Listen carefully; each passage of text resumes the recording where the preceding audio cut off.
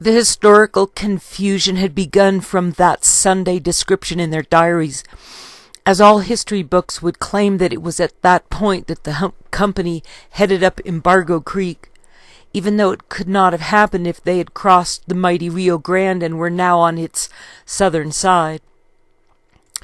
When Richard wrote that they, quote, went up the river, close quote, it could only have meant Goose Creek coming down from the hills on the south, and with that much cleared up, we're so much closer to finding Fremont's lost gold. Had they gone up Embargo Creek, they would have had to return 12 miles back downstream, and Benjamin Kern was not a scientific mapmaker, but a sketch artist like his brothers Richard and Edward. The next day after the Kern brothers were allowed to rest at the base of Hogback Mountain, that Tuesday would be a hard day, and that's where things began to go badly for the expedition. So before going there, History Anonymous may consider two facts that explain the confusion that followed, which will become clear at the end of the story. One fact is that there was a third stream coming down from the north into the Rio Grande River, just 1.5 miles upstream from where Fremont's fourth expedition had camped on Friday night. And the little stream's name was Bear Creek, and it was 1.5 miles east of Alder Creek, right at Girard, where the expedition had camped on Friday night. Bear Creek was 4.3 miles west of Embargo Creek, and this Bear Creek would take on a life of its own in the final chapter of what would happen to the men going up the mountain. While the second fact is that the Donner cabin had not exactly been on the Truckee River, but on a branch just north of the main river called Alder Creek, just off the main Truckee River, and everyone had heard of Donner's Alder Creek that was north of the main river, and so went the tales of the Wild West.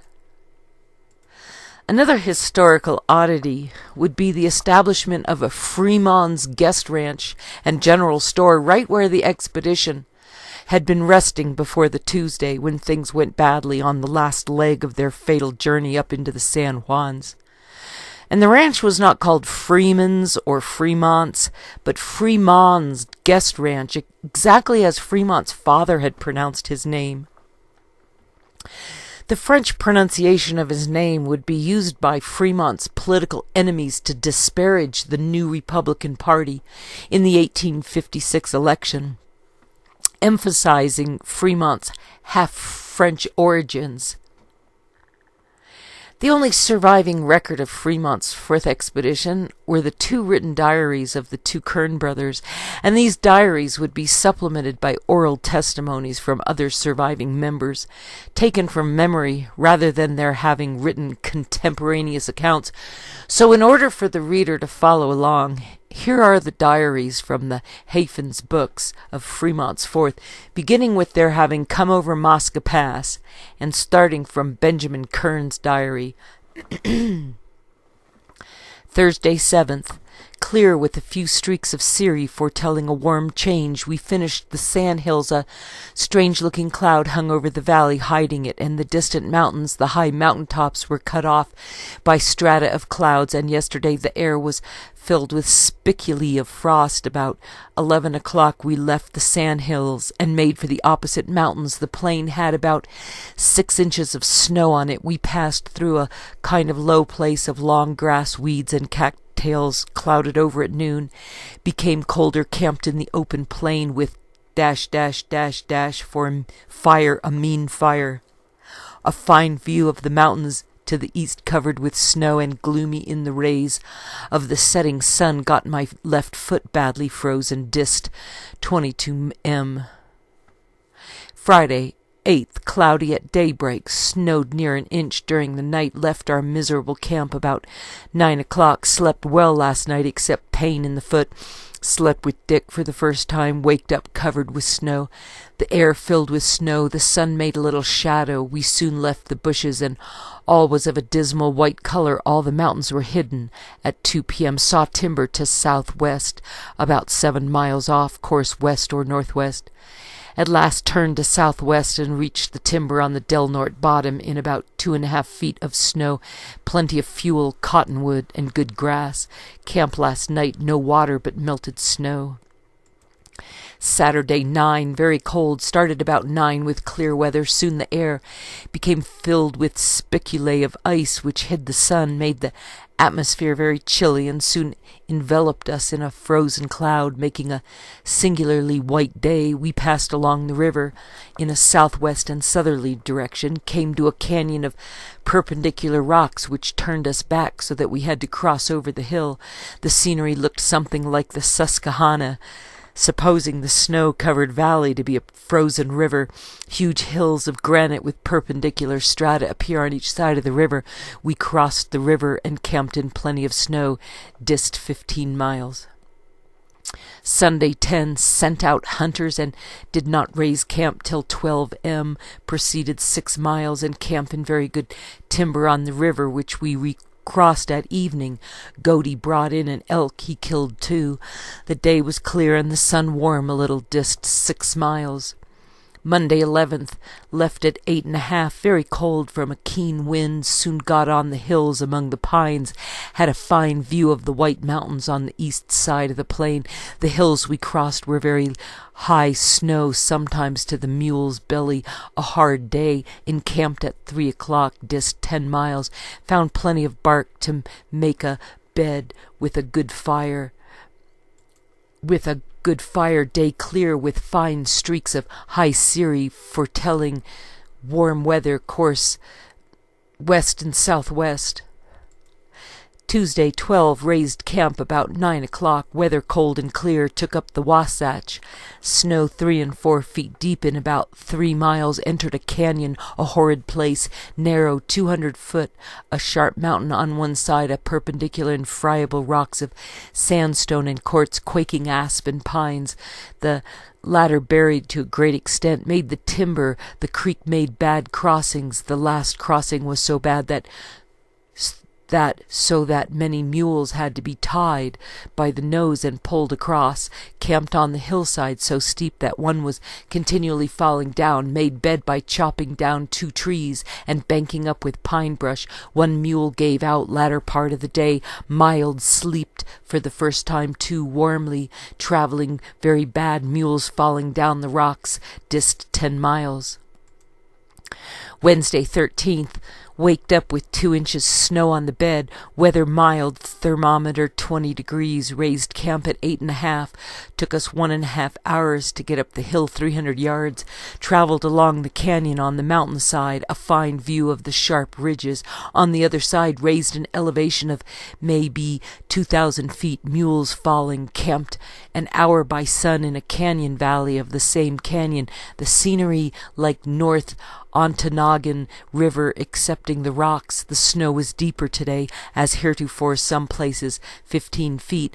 Camped on the same creek, good fire of pine. On going up the mountain, the wind commenced from west, cold and snowing. Stocking frozen to my foot, and all frozen together, so that they must be thawed before being pulled off. Snow very deep at camp.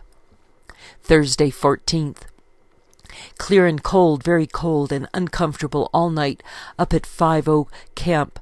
Started at 9 o'clock.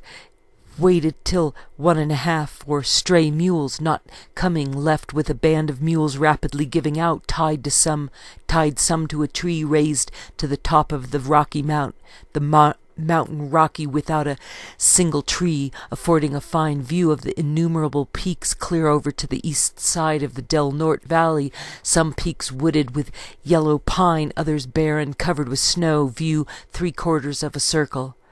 The day excessively hard, snow deep and huge drifts above one's elbows. When on mules back were plenty, the road was broken ahead by the men, it being impossible for a pack mule to get through the snow. After reaching the apex, the descent was rapid and so slippery that one slid down instead of walking. 8 mules were left behind and 1 pack of macaroni. 6 men left behind. We got into camp an hour before sunset, among pines in 4 to 5 4 or 5 feet of snow. The remaining men and animals reached camp about 6 o'clock, worn out. Long streaks of cirri from the hill showed an approaching snowstorm which reached us about 9 o'clock. We camped in the same canyon as of night before, which here is about 50 feet wide, with creek running through it. Mules got little to eat, and prospects becoming somewhat gloomy, distant 5 miles. Weather moderate except when on the bald hill. Friday, December 15. Snowed in the night about 3 inches. Cloudy and mild, with snow in the morning, with prospect of a continuation. Men gone ahead to break the road. We started about 10 o'clock, got up the hill with much difficulty. The trail was a good one, but the mules were very weak. I tied Godey's to mine and pulled up the hill. He gave out at last and was left on the trail, where likely he perished. Fortunately Mr. King's mule came by, and Cathcart and I packed him the road, although much elevated, gave us good tableland, the snow still deeper on a level than heretofore. We reached camp a dist of 3.5 miles an hour before sun, situate up the mountain about 1/4 of a mile from top of supposed dividing ridge, cleared off at night, cold and windy, lost 7 mules today and 8 yesterday. Saturday, December 16. Sun rose with strata of rosy fleecy cumuli, which soon increased and hid him. Commenced snowing and blowing. Men sent ahead to break the road. Started about 10 o'clock and soon reached the ascent, clear of all timber, compelled to wait in a bitterly cold wind for the van to reach the top, packs falling off. Past packs and pack saddles devoid of pads, which had been eaten by the mules last night. When we reached the top, it was so cold and windy that none could see ahead, and the drifting and falling snow obscured everything, in danger of all being frozen. We took the back trail, and we lucky enough to reach our last camp. One mule froze on the way, and we passed one near one of the fires in the last gasp. Several died through the night from cold and hunger. Blankets, ropes, and comfortables were eaten by them, and my light overcoat had one sleeve eaten off. They were driven to the camp of yesterday in hopes of finding a little grass and better shelter than in this bleak place. It was a day that tried the stoutest hearts, and the whole party came very near to total destruction. Many had their noses and etc. frozen, and some became stupid from the cold. My eyelids stuck together from cold, and for a time I saw nothing but red. The snow continued all day, the temperature somewhat milder towards night. At least in camp we made ourselves comfortable by our fires and erected a shelter of blankets to save us from the snow and wind. What will a few days bring forth, deliverance or destruction? December 17, much milder and less wind. Men started ahead to make a trail straight over the hill instead of along the ridge as of yesterday. Started with the animals about 10 o'clock. After much hard work, the van got over the ridges. We pushed after with much difficulty. My old friend, riding mate, packed with meat, gave out, was unpacked, and started loose ahead. Gave out halfway up the hill. I reached her to encourage her. She stopped and trembled cries of, "Go ahead, we're freezing." I gave her a slight push with my knees. She fell over off the trail and died. That night old John gave out after descending the hill. The trail was beaten through 9 feet snow over the ridge. Very cold at night. Mules were driven up the ridge in hopes of finding some grass. Camped in 4.5 feet snow on the watershed of the Rio Colorado. December 18. Cold, desolate morning. Many good mules died during the night. Men sent out to make trail ahead down our new valley. Westward storm coming on greater. They returned. December 19, 24th. During these days of horror, desolation, despair, and almost continued heavy winds, intense cold, and snowstorms, we lived in camp, fluctuating between hope and despair. Half erected the tent and built a fire in front. One after the other became smoke-blind and sat under the drippings from the tent, and their backs covered with drifty snow, a situation making it a misery to exist. In the 6 inches, in the morning, in the 6 inches had to be scraped off the bed with a pot, and 8 inches would be found there again in the morning. Blankets, coats, and one's hair frozen indiscriminately together. Men employed in trying to save baggage and mules. Polly was brought into camp and nursed in hopes of saving her. Blankets, packing of saddles, manes, and mules' tails were eagerly devoured by the starving animals. On the 23rd December, made to go down the Del Norte for succor, men began to make trail and carry baggage over the ridge to these headwaters, distant 3 miles. On the 24th, we moved our mess to the new camp, where we found 6 feet snow, which we dug out with pots and pans and dinner plates. December 25th, started up early this morning to pack in our baggage from the top of the hill. Fremont's 4th, from Benjamin's diary, page 99 through 104. From this point on, Benjamin had neither a compass nor any means to measure mileage, and he kept up a cheerful dialogue as they made their way back down out of the mountains. And to compare and contrast Benjamin's diary, the equivalent portion of Richard's diary was as follows. Thursday, December 7. Started to cross the valley, strike the Rio Grande, nothing but sand, snow, sage brushes, and greasewood. Cold, cloudy, and snowy. The valley is completely surrounded by immense ranges of rugged mountains, made 22 miles and camped in the plain, with sage and fuel and snow for water. Friday, December 8. Still over the same plain, snowing all day. Camped on the Rio Grande, timber thick and plenty of snow. Saturday, December 9th, moved in valley of the river on the east bank, snow very deep, everything cold and ghostly, and as we moved along we seemed entirely out of place, struck in the canyon of the river. Singular formations, clay with immense stones and rocks in it, had to turn back and take over the hills. Day very foggy and indistinct, crossed the river and camped in the cottonwood. Day very cold, plenty of elk signs. Sunday, December 10, lay until 12 m. and moved about 3 miles further up. Mountains rugged and piney, in many places perpendicular walls of rock. Godey and 5 others went out after elk, brought 2 in. Day rather warmer, had fine camp.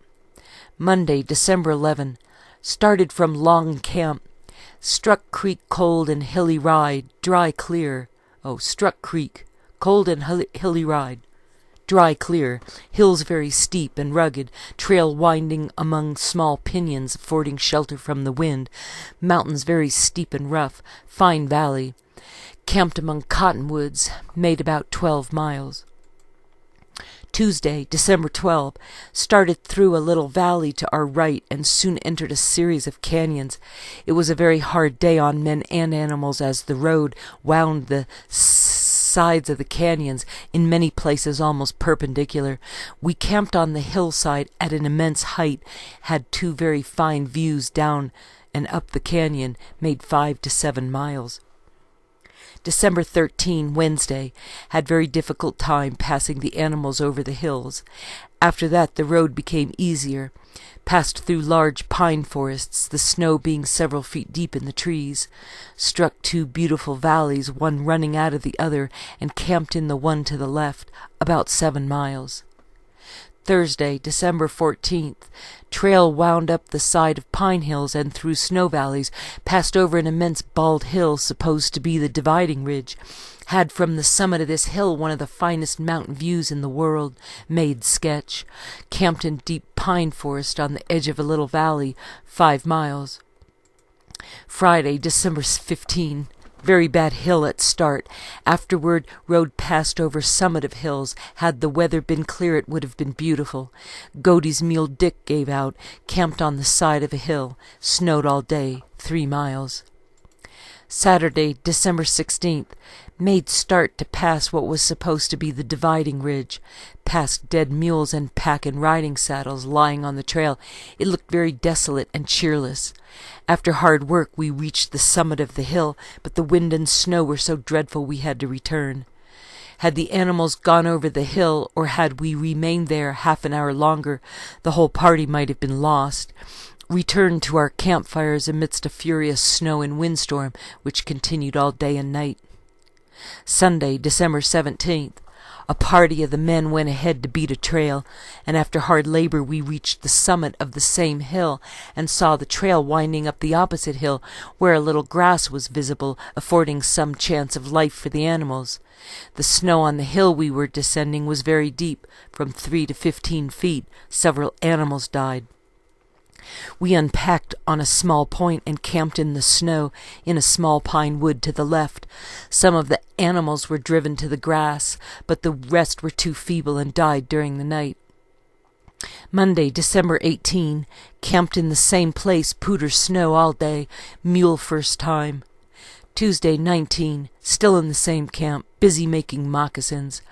Wednesday, 20th, still in the same camp. Men started to find another camp, but the snow drove them back. Snowed all day, and it was the most miserable one we had yet passed. 59 animals still alive. Thursday, December 21st, still in the same camp, cold and windy. Men driven back again, clear sunset, but very cold. Friday, December 22nd, still in the same place. Men reached with some baggage the opposite camp about 3 miles distant. Saturday, December 23rd, still in the same camp, most of the baggage removed to top of hill. Sunday, December 25, started for new camp.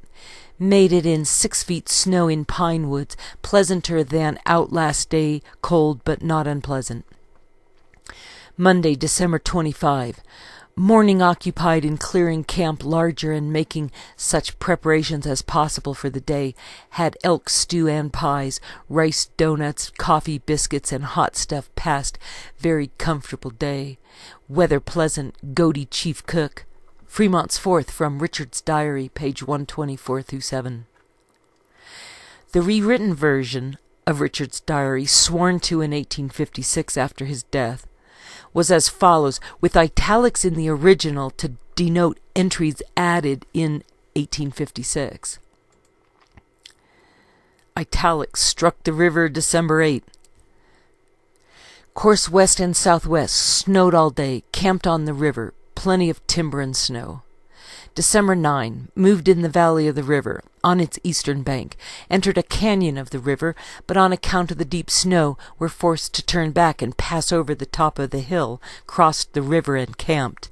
In italics, the deep snow of today should have warned Colonel Fremont of his approaching destruction, but, with the willfully blind eyes of rashness and self-conceit and confidence, he pushed on. End italics.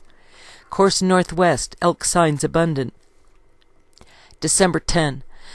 Lay in camp until 12 o'clock, and then moved 3 miles further up the river and camped in a very fine grove of cotton. Italics. Coursed west by north. End italics. December 11. Trail today very hilly and difficult, the hill being steep and rugged. Made 12 miles and camped in deep snow on the river. Italics. Course west by north. End italics. December 12, passed through a little valley that lay to the right of the camp and had some very difficult canyons to contend with, the sides in many cases being almost perpendicular. Camped on the sloping side of the canyon, made 5 to 7 miles, course nearly south. December 13, had a very difficult hill to climb at start, rode better after, passed through large pine forests and camped in a beautiful valley with another running from it to the right, made about 7 miles, course north. December 14, rode over pine hills and through deep snow valleys, passed over a high bald mountain for the summit of which one of the finest mountain views in the world can be seen. Camped in a deep pine forest near the head of a fine little valley, some little grass, course north, made about 7 miles. December 15, very bad hill at the start. Afterward, the trail passed over the summit of hills, made about 5 miles, course east. December 16, made start to pass what was supposed to be dividing ridge between the waters of Rio del Norte. and those of the Grand River, past dead mules and riding in pack saddles lying beside the trail. After hard work, reached the hill summit, but the wind and poudre were so dreadful that we had to return. 11 men were frostbitten in several places, the cold being so intense. Returned to our old campfires amid a furious storm of wind and snow, which continued all day and night. December 17. A party of men went ahead to beat a trail, while those remaining in camp were to bring the animals up. After hard labor, reached the top of the hill and saw the trail winding up the opposite hill, on whose summit some grass could be seen. The trail passed through snow from 3 to 15 feet deep. Italics. We unpacked the mules on a little point, after which some of us were driven to the hilltop, and those that were too weak left to perish. This was the last time we packed them. Every animal should have been butchered, and we should have had plenty in the camp. End italics. Camped in a small pine grove, in which we remained until the 24th, when we moved southwest about 3 miles to a large pine forest. The snow was 6 feet deep. Meanwhile, camp was employed in portaging the baggage from the last to Christmas camp. On the 26th, Henry King, W.S. Williams, T. Breckenridge, and Creutzfeldt were sent to the settlement to bring relief.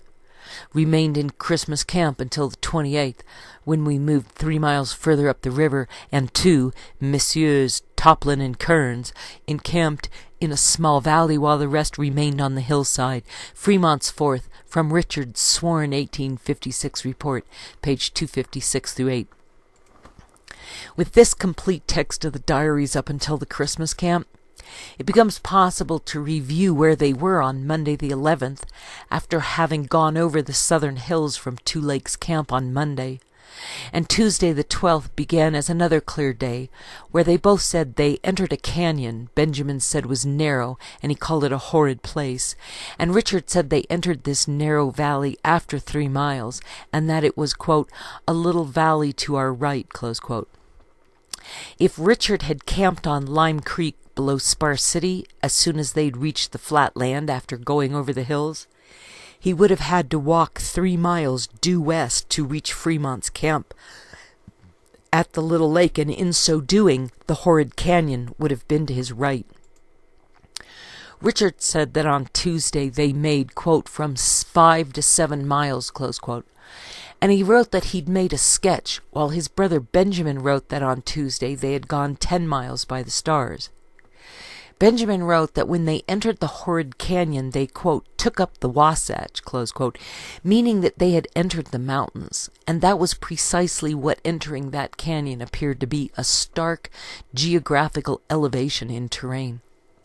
After entering the Box Canyon, the river was reduced to 60 feet wide, but was squeezed well over the height of a mule, and the entrance to the horrid canyon was exactly 5 miles northwest of Fremont's camp at the little lake. Where they were forced to camp on Tuesday night was 6 miles as the bird flies, and they had to brace themselves on the steep slopes using fallen trees, and where they slept on Tuesday night was just 3 miles in from the entrance to the canyon. When they emerged on Wednesday morning from the Box Canyon, they were 2,000 feet higher in altitude than where they had been on Monday night, and from the bottom of the Spar City Valley to where they camped on Tuesday night in the middle of the canyon was exactly 10 miles by the stars. As they moved into the horrid canyon, it became a box that would bear the name Box Canyon to this day. And Richard did not say what direction they traveled on Tuesday, but in the diary revised after his death, they added course nearly south. The Box Canyon pointed sharply to the southwest and continued in that direction for 7 miles, and after emerging from the Box Canyon the following day, the Rio Grande turned 90 degrees to the northwest for the next 6 miles. Richard also did not state in his original diary what direction they traveled on either Sunday or Monday, and in his later sworn report written in 1856 after his death, someone added course west by north, at the end of each of those days' diary entries, since by then the story had evolved into the party having gone north from South Fork up over Alder Creek, and perhaps that rumor was bolstered by the failure to have found and retrieved the baggage and papers that they had stashed in a cave.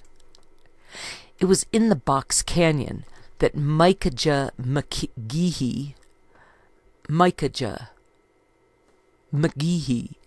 described, quote, deep ravines with rapid streams frozen over in which the water was pitching and roaring beneath us as we crossed.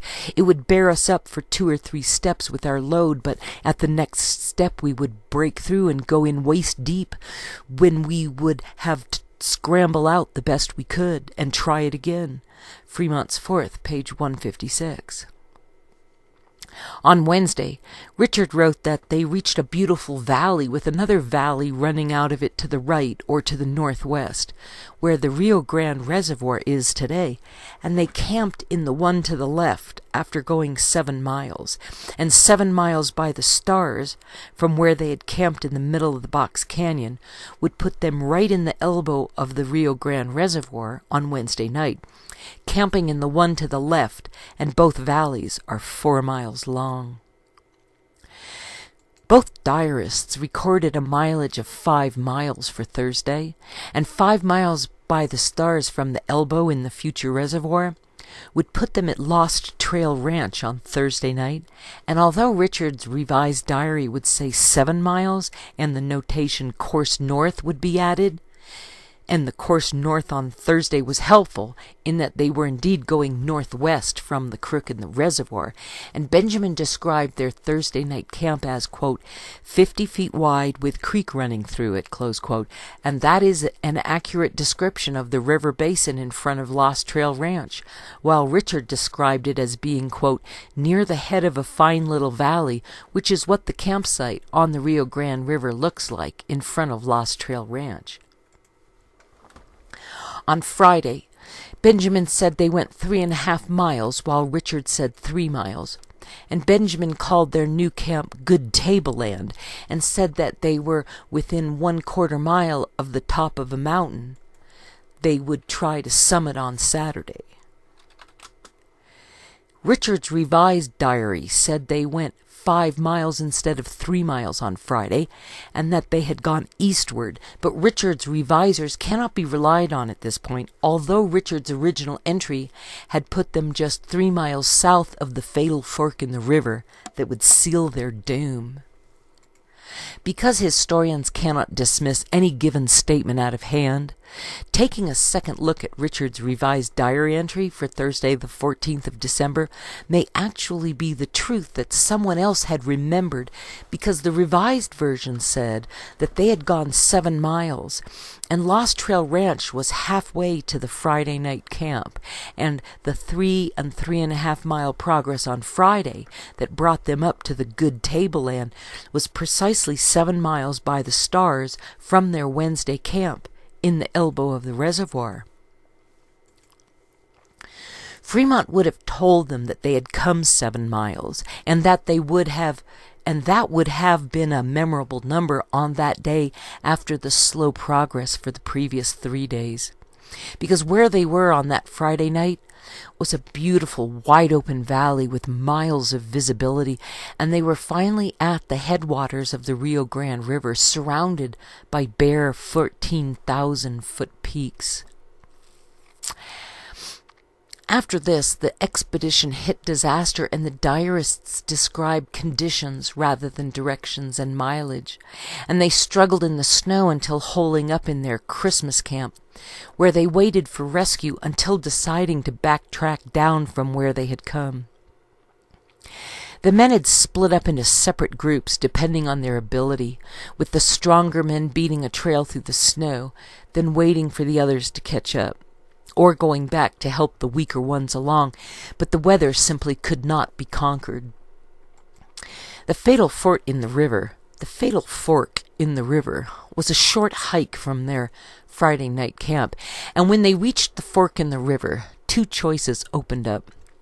The one fork that was Bear Creek, heading off to the west towards a false summit, and the main branch of the Rio Grande River was the other fork, running slightly towards the northeast, up a 3-mile-long valley, and from where they stood at the fork in the river, they could not know that less than a mile away, the right fork of the Rio Grande would actually take a sharp turn towards the west, leading to their salvation through a smooth, wide valley where they could walk right over Stony Pass. After floundering over the false summit up Bear Creek and failing to find the pass, they returned to Christmas camp where they stayed for a week and decided to backtrack down out of the mountains on the 23rd, and Fremont would write a letter to Jessie that said, "About the 11th of December we found ourselves at the north of the Del Norte Canyon, where that river issues from the St. John's Mountain, one of the highest, most rugged and impractical of all the Rocky Mountain ranges, inaccessible to trappers and hunters even in the summertime. Across the point of this elevated range our guide conducted us, and having still great confidence in his knowledge, we pressed onward with fatal resolution. Even along the river bottoms the snow was already belly-deep for the mules, frequently snowing in the valley and almost constantly in the mountains. The cold was extraordinary. We pressed up towards the summit, the snow deepening, and in 4 or 5 days reached the naked ridges which lie above the timbered country, and which form the dividing grounds between the waters of the Atlantic and Pacific Oceans. Along these naked ridges it storms nearly all winter, and the winds sweep across them with remorseless fury.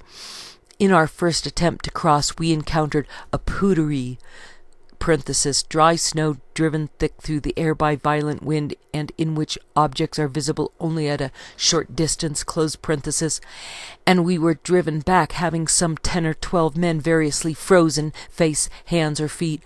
The next day we made malls, and beating a road or trench through the snow, crossed the crest in defiance of the pootery, and encamped immediately below the edge of the timber. The weather paralyzed all movement. We were encamped somewhere above 12,000 feet above the sea. Fremont's 4th, page 201 and 2. Starting on Saturday, when they tried to get over the false summit, they were actually in a bowl of 14ers that was 10 miles wide by 10 miles long, and their only chance had been the single substantial valley slicing cleanly through the San Juan Mountains at a northeast angle for 10 miles, from Silverton to Howardsville to Engineer Mountain, and Lake City was to the north on the other side of Engineer Pass, while going up Bear Creek had them heading towards Silverton, over 10 miles away at the southwest edge of the bowl.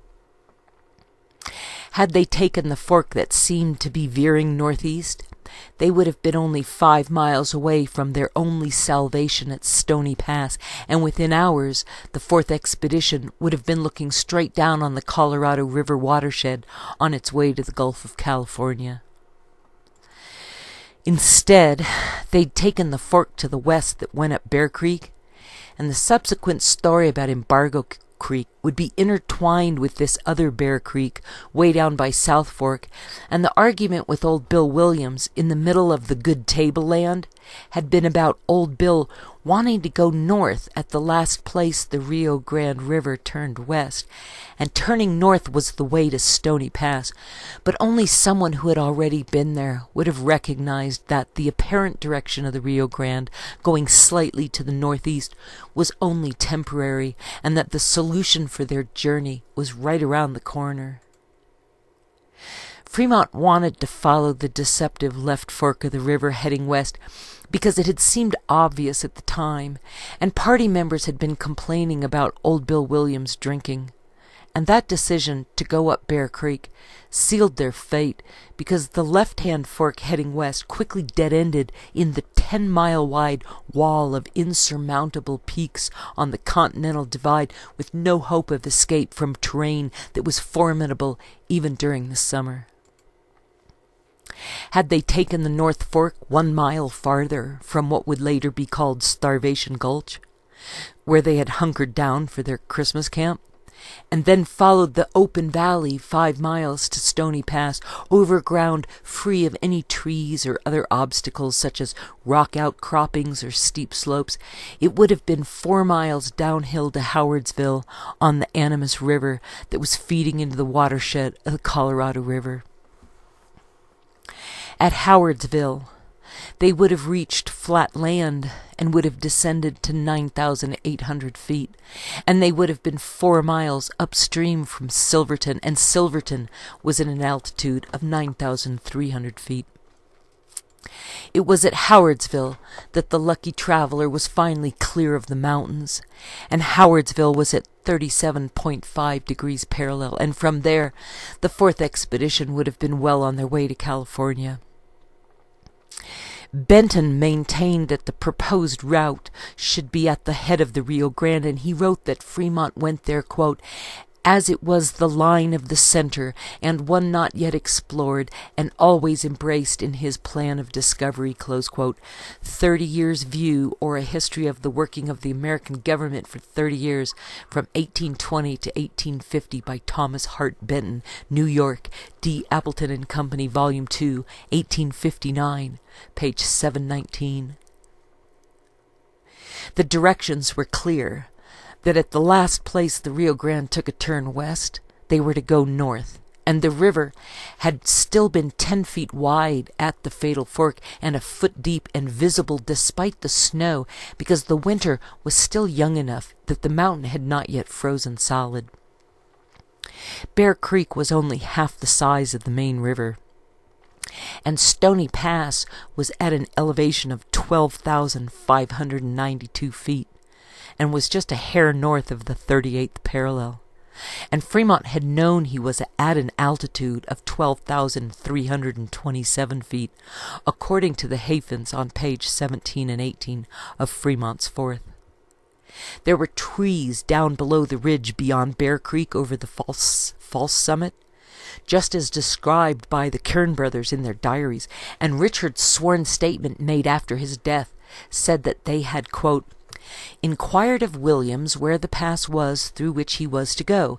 That Williams pointed to him a passage bearing to the north, that Fremont then told him that pass was too far to the north, that he wanted to go a more direct course, and that that passage, pointing to the one further south, must therefore be the one, and thereupon Williams told him he could not by any possibility buy that pass, the more southern one, and that even as it regarded the more northern one, it was a matter of doubt, that they all opposed his taking the pass he proposed. Fremont's Fourth, page 248. In History Anonymous, there is the right way, and then there are other ways, and the last place the Rio Grande takes a turn west was just beyond Pole Creek Mountain, not Pool Table Mountain, above Embargo Creek or Alder Creek, and after seeing Stony Pass with one's own eyes, it is clear that they couldn't have missed it if they would have believed old Bill Williams and given faith a chance, and searching for Fremont's lost gold at the headwaters of the Rio Grande will bring so many naked ridges into view that it will take your breath away. He was behind with his faithful draftsman Pruce when he saw his guide leading off the company towards a mass of mountains to the left. He rode up and stopped them, remonstrated with the guide for 2 hours, and then yielded to his positive assertion that the pass was there. The company entered a tortuous gorge, following a valley through which ran a head stream of the great River del Norte. Finally they came to where the ascent was to begin, and the summit range crossed. The snow was deep, the cold intense, the acclivity steep, and the huge rocks projecting.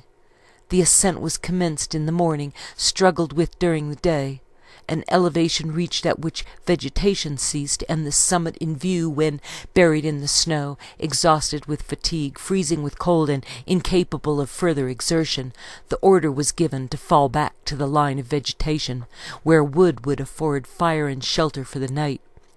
With great care the animals were saved from freezing, and at the first dawn of day the camp, after a daybreak breakfast, were in motion for the ascent. Precautions had been taken to make it more practicable. Mauls prepared during the night were carried by the foremost division to beat down a road in the snow. Men went forward by relieves. Mules and baggage followed in long single file in the track made in the snow.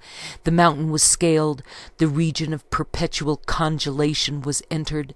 It was the winter solstice, and at a place where the summer solstice brought no life to vegetation, no thaw to congelation.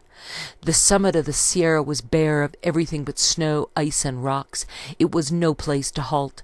Pushing down the side of the mountain to reach the wood 3 miles distant, a new and awful danger presented itself.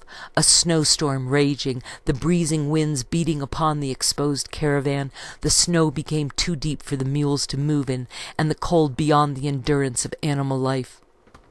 The 120 mules, huddling together from an instinct of self-preservation from each other's heat and shelter, froze stiff as they stood and fell over like blocks to become hillocks of snow. Leaving all behind and the men's lives only to be saved, the discomfited and freezing party scrambled back, recrossing the summit and finding under the lee of the mountain some shelter from the driving storm, and in the wood that was reached the means of making fires. Fremont's 4th, Appendix G, Benton's account, page 306 and 7. After escaping from the San Juan Mountains and writing letters from Taos to Benton and Jesse, Fremont continued on to California. Richard Kern was eager to go back to the mountains of Colorado and signed on with several government expeditions where he would continue to make his sketches, and during the 1853 Gunnison Railroad survey, Richard would be killed by Indians in Utah along with Gunnison and 7 other men. On Fremont's 4th expedition, Richard had hidden his sketches and notes in a cave, along with other party members' belongings, and his brother Benjamin went back to get them right away in March with old Bill Williams, but they were both killed by Indians. So Richard signed on with a military expedition a few months later, in August of 1849, and the military expedition had some serious authority to go after the Indians who had been raiding settlements in New Mexico.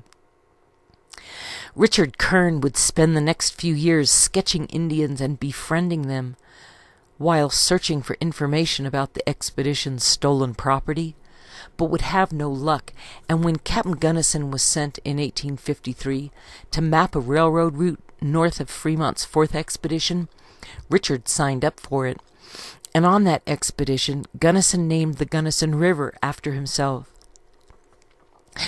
The weird thing about the route Gunnison took was that he didn't go the easy way up the Arkansas River and over Monarch Pass, the leisurely path that Fremont had previously mapped, but Gunnison went up over Cochetopa Pass the hard way, and then through Lake City. That should have made him more than sorry before his expedition reached the Gunnison River. No railroad would ever be built over Cochetopa Pass, because the Lake Fork of the Gunnison was the only way to reach the Gunnison River after crossing over Cochetopa Pass, and the Lake Fork of the Gunnison was an impossible undertaking.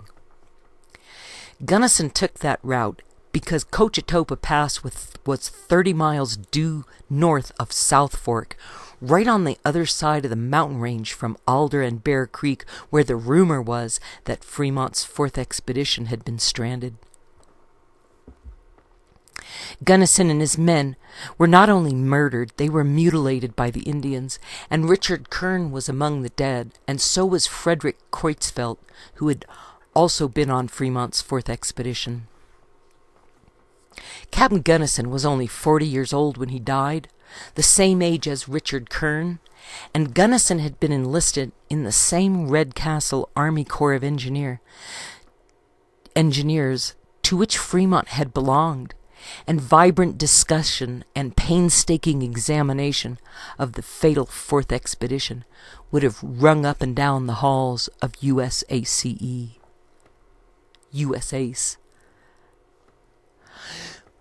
When Captain Gunnison and Fremont's compatriots were murdered in October of 1853, Fremont returned right away to the Colorado Mountains, and he retraced his route along the path of the 38th parallel, and he took a Jewish daguerreotypist with him named Solomon, who was 38 years old, and Fremont had just turned 40.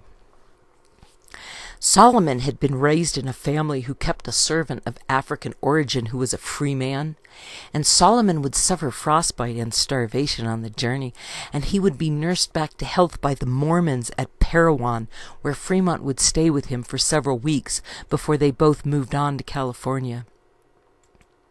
Fremont had settled his mind about the route that old Bill Williams had sworn by, and Senator Benton wrote an account of Fremont's final expedition in his 30 Years' View. A subsequent winter expedition, 1853, completed the design of this one, so disastrously frustrated by the mistake of a guide.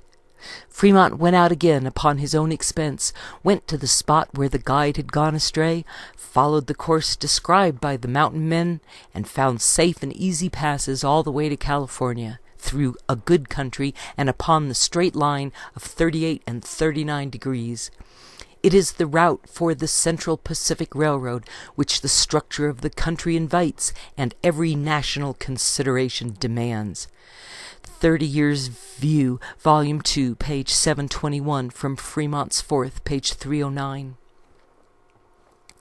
Neither Fremont's route nor the Monarch Pass route would be used for a railroad, as the political might of Chicago supplanted the power of those from St. Louis, and 1 year after the disaster of the fourth expedition, Fremont became the senator from California in 1850 for 6 months.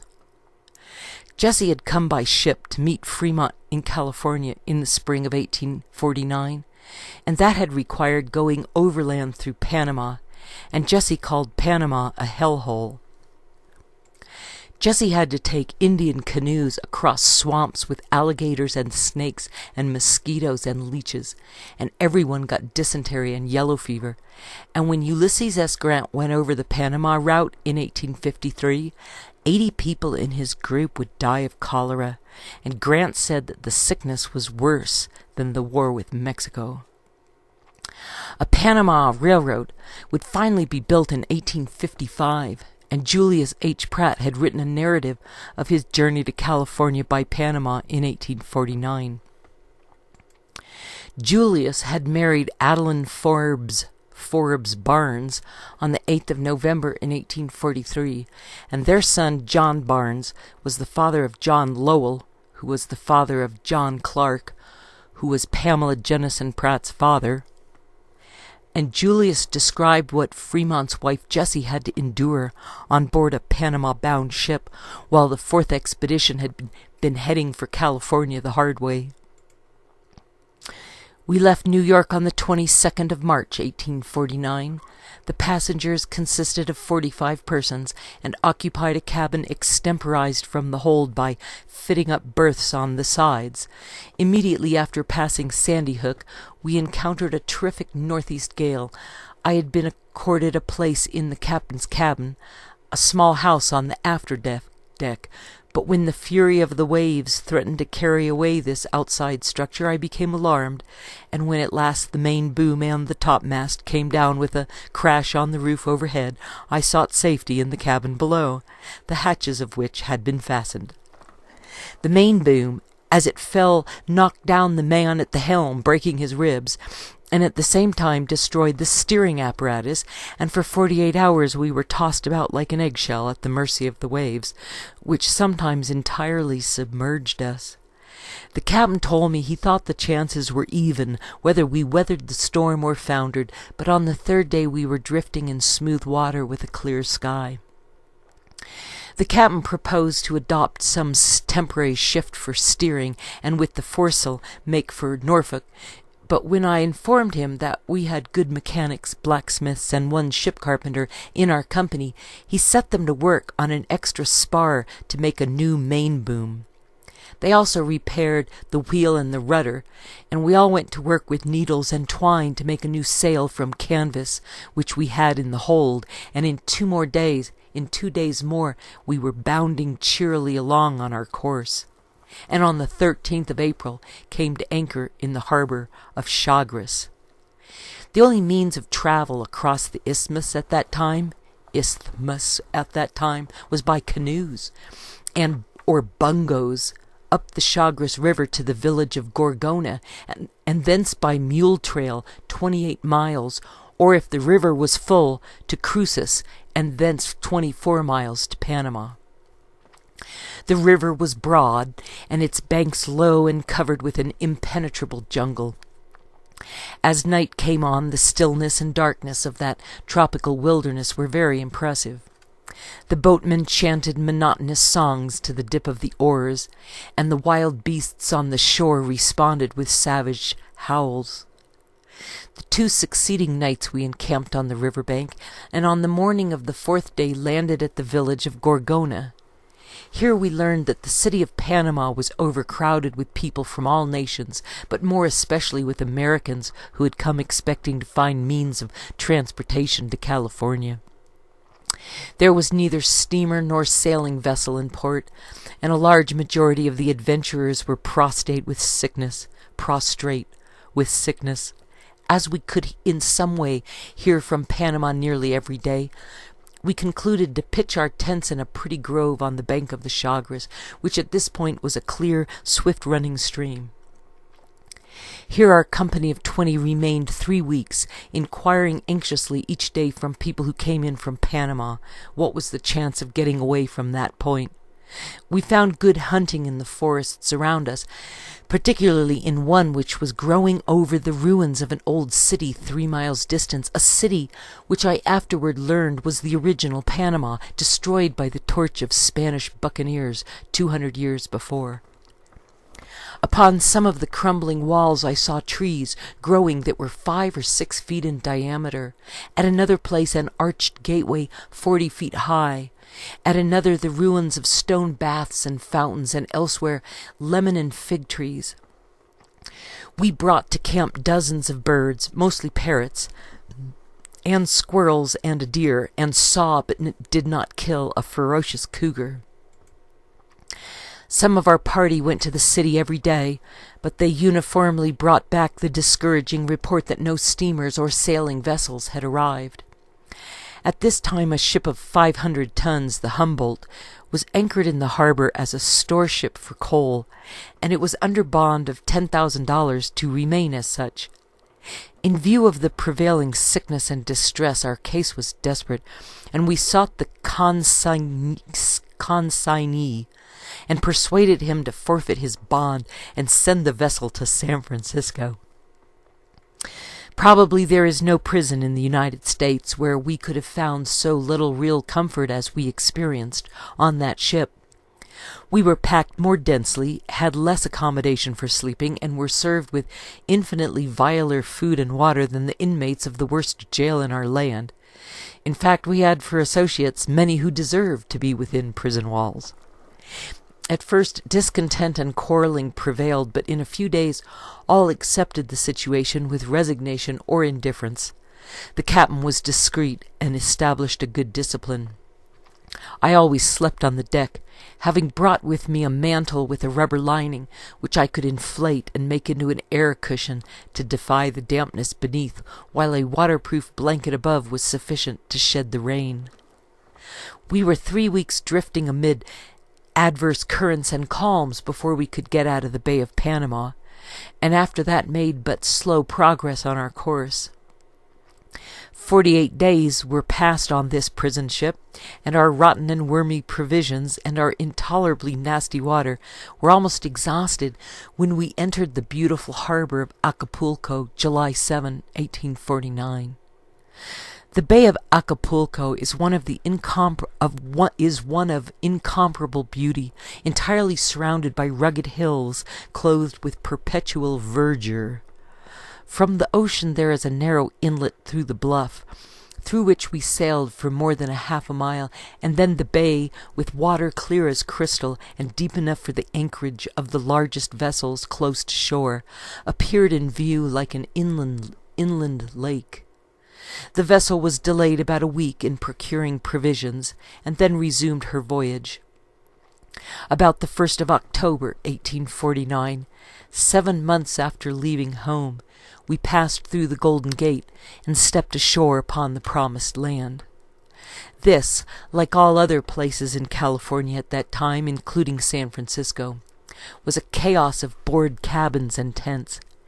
There was not as yet any defined and recognized ownership of land, nor any laws for the protection of life and property, but the universal instinct of self-preservation and the omnipotent power of public opinion guaranteed to both life and property complete security in one of the greatest communities of desperadoes and criminals ever congregated on the face of the earth.